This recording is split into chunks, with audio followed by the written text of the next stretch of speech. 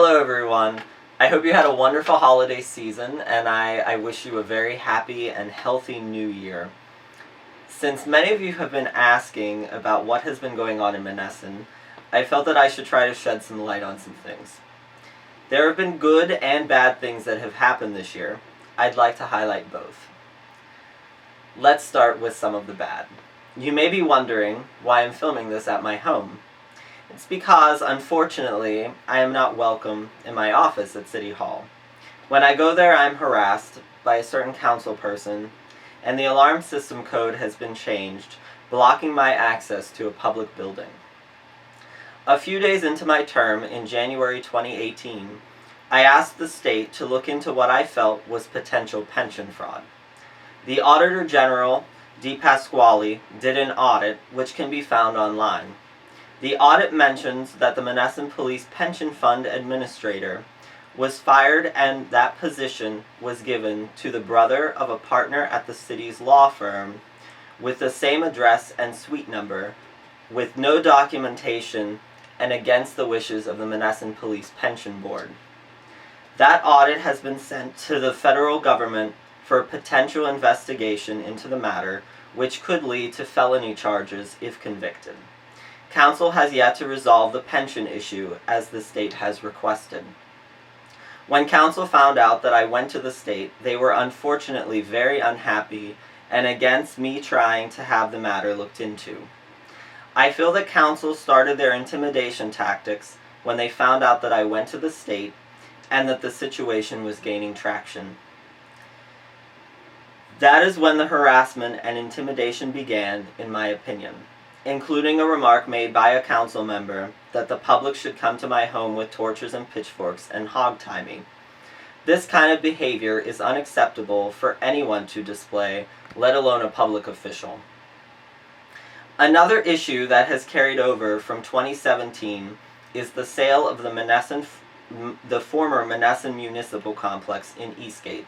Some of you may remember it as the Monessen Health Center. According to the state's third-class city code, the building may have been sold invalidly because the buyer did not pay the total amount owed to the city. Instead, he has been granted the ability to pay in installments or at the end of a 5-year term. In addition, the city, county, and school district voted to reduce the taxes for the building. The owner is allegedly a millionaire. While I did vote to reduce the taxes at the beginning of the year, it was because I did not know the full story. Given the chance again, I would vote against the reduction. It turns out that after lowering the value of the property and reducing the taxes for the millionaire, Council decided to raise taxes for everyone else, placing the burden of this tax break onto the average Monessen citizen. Do you think that that's fair? Because I don't. In addition, the owner received a permit to store medical nuclear waste in the property, next to businesses, near a floodplain and river, and near homes. This is something he did while he was in Belgium. Allegedly, he left nuclear waste in a building there, bankrupted the company, allegedly laundered money, and left the country, leaving Belgium to clean up the mess for $92 million.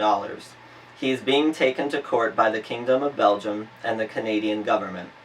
This is certainly something we cannot afford. A few other issues that are ongoing are our legal fees are still higher than average. They have gone down this year compared to last year, but they are still at an unacceptable level.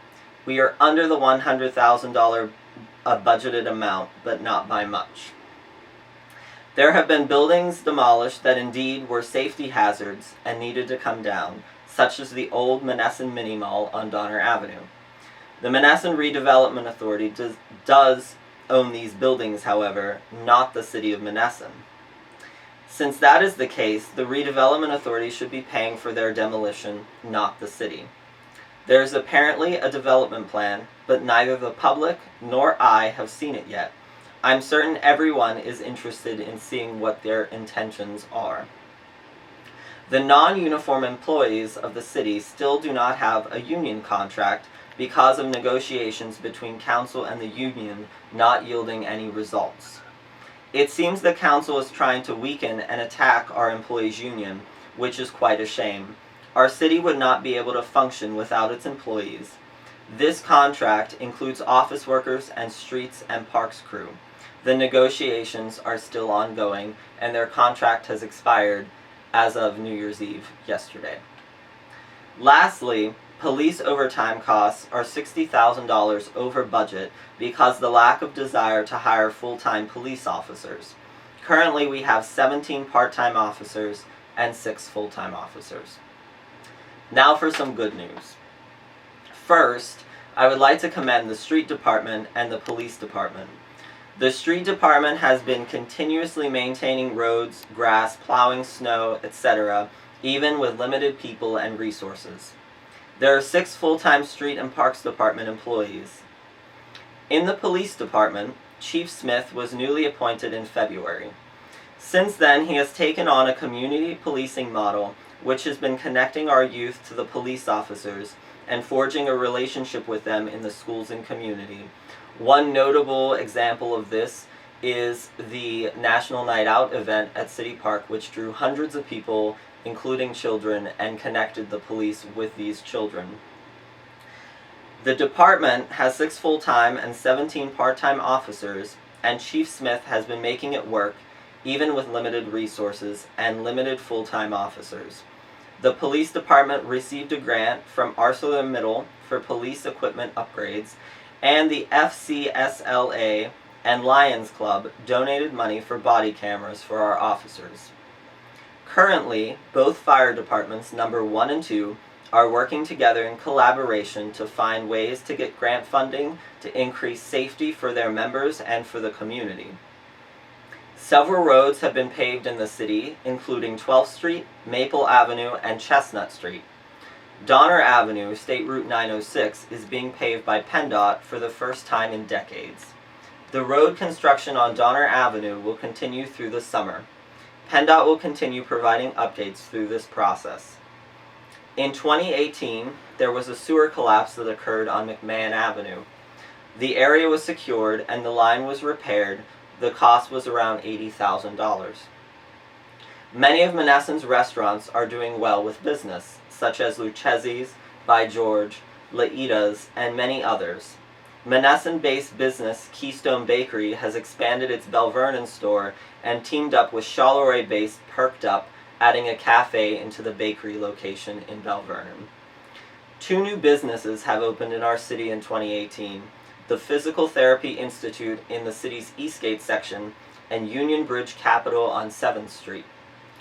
Lastly, many wonderful organizations do so many good things for our community, such as the Monessen Lions Club for helping with vision screenings and other community initiatives, Monessen Communities That Care for their youth council and collaborative board, the Monessen Public Library for their wonderful children's program, Team Humanity for their youth empowerment initiatives, and so many more.